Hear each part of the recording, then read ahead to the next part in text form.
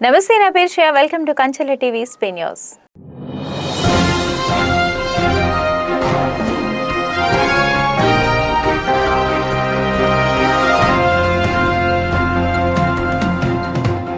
పల్నాడు జిల్లా సత్తెనపల్లి పట్టణంలోని శ్రీ వైష్ణవి ప్రగతి విద్యా సంస్థల ఆధ్వర్యంలో ఫ్రెషర్స్ డే వేడుకలు అంగరంగ వైభవంగా కన్నుల పండుగగా విద్యార్థుల కేరింతల మధ్య ఘనంగా జరిగాయి.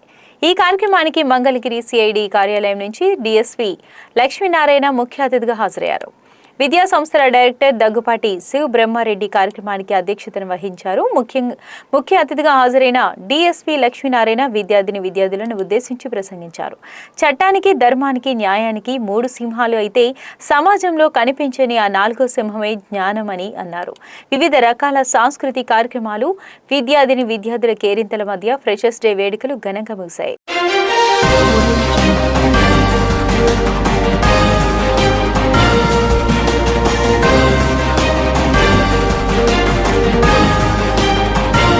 గుంటూరు పశ్చిమ నియోజకవర్గంలోని 24వ డివిజన్ శాంతినగర్లో 1.70 కోట్ల వ్యయంతో చేపట్టనున్న అభివృద్ధి పనులకు ఎమ్మెల్యే శ్రీమతి గల్లా మాధవి శంకుస్థాపన చేశారు. ఈ సందర్భంగా ఎమ్మెల్యే మాట్లాడుతూ ఎన్నో ఏళ్లుగా స్థానికులు ఎదుర్కొంటున్న రహదారులు, వర్షపు నీటి నిల్వలు, డ్రైనేజీ సమస్యలకు శాశ్వత పరిష్కారం కల్పించడమే లక్ష్యంగా అభివృద్ధి పనులను చేపడుతున్నట్లు తెలిపారు. శాంతినగర్లోని 3, 4, 5వ లైన్లలో అంతర్గత రహదారుల లోతట్టుగా ఉండటంతో ప్రతి వర్షాకాలంలో వర్షపు నీరు, డ్రైనేజీ నీరు ఇళ్లలోకి చేరి ప్రజలు ఇబ్బందులు పడుతున్నారని, ఈ పనులకు అందుకే ప్రాధాన్యత ఇస్తున్నామని చెప్పారు.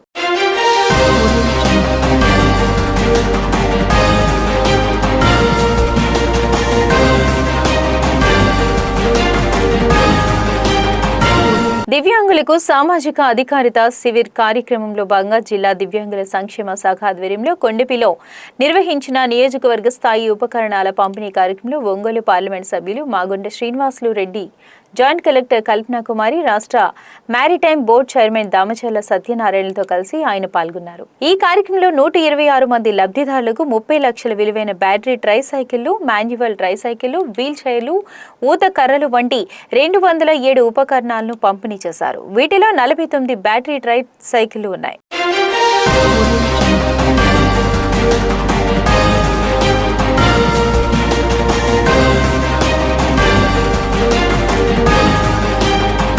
పుల్లల చెరువు మండలంలో అవినీతి నిరోధక శాఖ అధికారులు నిర్వహించిన దాడిలో గంగవరం గ్రామ విఆర్ఎస్కే మహాభాష లంచం తీసుకుంటూ రెడ్ హ్యాండెడ్ గా పట్టుబట్టడం కలకలం రేపింది. రైతు నుంచి 20,000 రూపాయలు లంచం స్వీకరిస్తుండగా ఏసీబీ అధికారులు వీఆర్ఓను అదుపులోకి తీసుకున్నారు. ఏసీబీ నెల్లూరు డీఎస్పీ రామకృష్ణుడు తెలిపిన వివరాల ప్రకారం గంగవరం గ్రామానికి చెందిన రైతు ద్రోణాదుల వీరాంజనేయులు తన పొలాన్ని ఆన్లైన్లో నమోదు చేయించుకునేందుకు వీఆర్ఓ మహాభాషను సంప్రదించాడు. ఈ పనికి 50,000 లంచం ఇవ్వాలని వీఆర్ఓ డిమాండ్ చేసినట్లు తెలిపారు.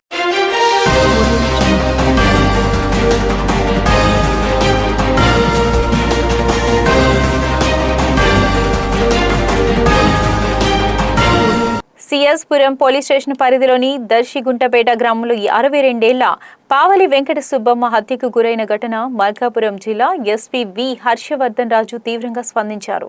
హత్య జరిగిన ప్రాంతాన్ని స్వయంగా పరిశీలించిన ఎస్పీ ఘటనకు దారితీసిన పరిస్థితులు, నిందితుల కదలికలు తదితర అంశాలపై పోలీసులు అధికారులను అడిగి తెలుసుకున్నారు.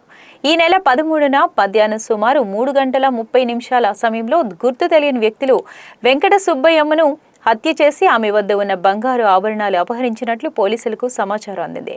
హత్య కేసును ఛేదించేందుకు 7 ప్రత్యేక పోలీసు దర్యాప్తు బృందాలు ఏర్పాటు చేసినట్లు ఎస్పీ తెలిపారు.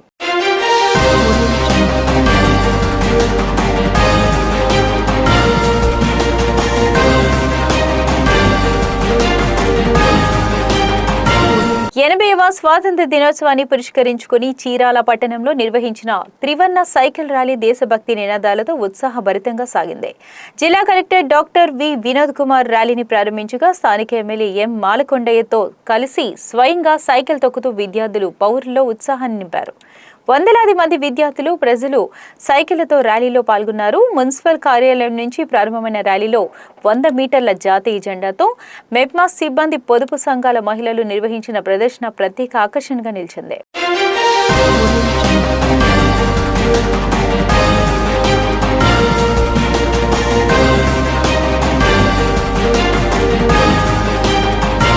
గుంటూరు నగరంలో ఆగస్టు 15 నుంచి సింగిల్ యూజ్ ప్లాస్టిక్ నిషేధాన్ని పూర్తి స్థాయిలో అమలు చేయాలని నగరపాలక సంస్థ సీఎంఓహెచ్ డాక్టర్ శాంతికళ స్పష్టం చేశారు. నగర కమిషనర్ కె మయూర్ అశోక్ ఆదేశాల మేరకు నగరపాలక సంస్థ కౌన్సిల్ సమావేశ మందిరంలో శానిటరీ ఇన్స్పెక్టర్తో ప్రజారోగ్య విభాగ సమీక్షా సమావేశం నిర్వహించారు.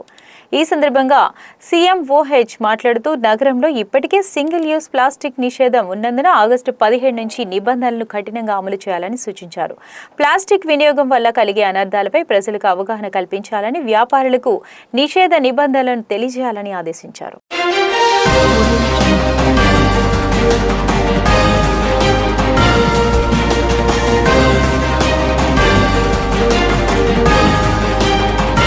గుంటూరు నగరంలోని బృందావన్ గార్డెన్స్ మెయిన్ రోడ్ విస్తరణ పనులు వేగవంతంగా కొనసాగుతున్నాయని నగర కమిషనర్ కె మయూర్ అశోక్ తెలిపారు. రోడ్డు విస్తరణలో పర్యావరణ పరిరక్షణకు ప్రాధాన్యం ఇస్తున్నామని కమిషనర్ పేర్కొన్నారు. విస్తరణలో ప్రభావితమవుతున్న 73 చెట్లలో 23 చెట్లను ట్రాన్స్లోకేషన్ చేయడానికి వీలుందని, 44 చెట్లను తరలించడం సాధ్యం కాదని ఆచార్య నాగార్జున యూనివర్సిటీ వృక్ష శాస్త్ర అటవీ శాఖ అధికారులు బృందం నివేదిక ఇచ్చిందన్నారు. ఈ మేరకు హెడ్ వాటర్ వర్క్స్ లోని ఖాళీ స్థలంలో ఇప్పటికే 18 చెట్లను విజయవంతంగా రీలొకేట్ చేసినట్లు తెలిపారు. ట్రాన్స్లోకేషన్ కు వీలు కాని 44 చెట్లలో 35 చెట్లను ఇప్పటికే తొలగించినట్లు వివరించారు.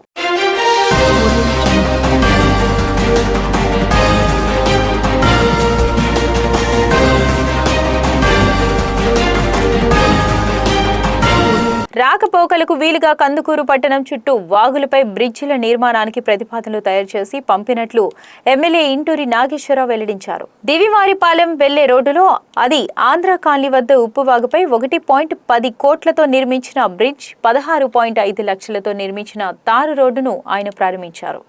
పట్టణంలో నుంచి చుట్టుగుంట, ఆనందపురం, కొండముడుసుపాలెం గ్రామాలకు వెళ్లే మార్గాల్లో వంతెనలు లేకపోవడం వల్ల వర్షాల సమయంలో వాగుల వద్ద ప్రయాణాలకు ఇబ్బందిగా ఉంటుందని అన్నారు. ఆయా చోట్ల వంతెనల నిర్మాణానికి ప్రతిపాదనలు పంపామని, త్వరలోనే నిధులు మంజూరు అవుతాయని ఎమ్మెల్యే తెలిపారు.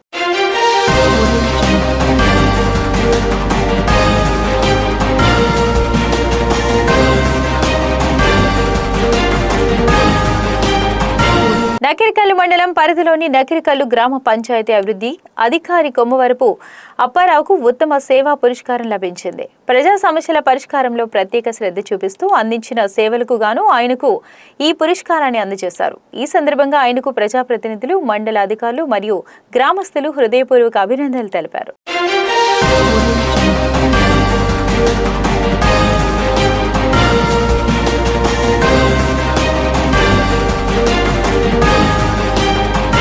ఇవి స్వీ న్యూస్ అప్డేట్స్. మరిన్ని అప్డేట్స్ కోసం చూస్తూనే ఉండండి కంచర్ల టీవీ.